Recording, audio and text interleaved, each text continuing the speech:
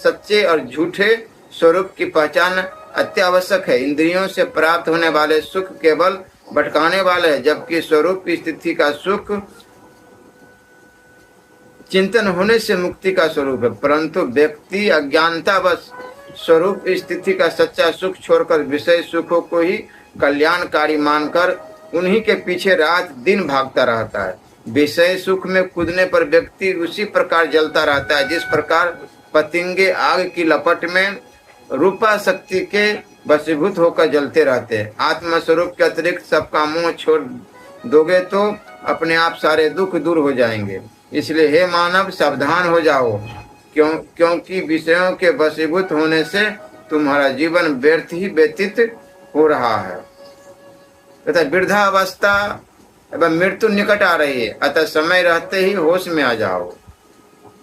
भरम का बांधा जग यही विधि आवे जाए, मानुष जन्म पाए के नर काहे को जहराए।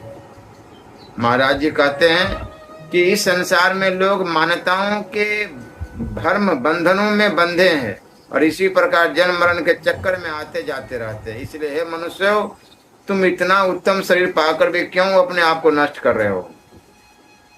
चंद्र चकोर की ऐसी बात जनाई, मानुष बुद्धि दिन पलटाई। चारी अवस्था सपने हूँ कहीं, झूठा फूरो जानत रही। मिथ्या बात न जाने कोई, यही विधि सब गैल बिगोई। आगे दे दे सवन गमाया, मानुष बुद्धि सपने हूँ नहीं पाया।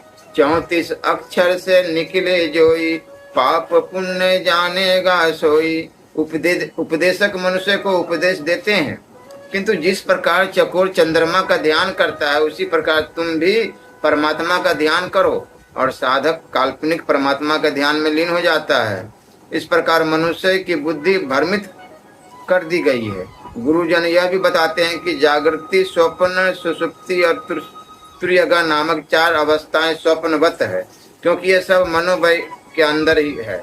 और मन कल्पित परमात्मा जो वास्तव में अलिक है उसे ही सत्य कहते हैं, अर्थात असत्य को सत्य साबित करते हैं। असत्य को असत्य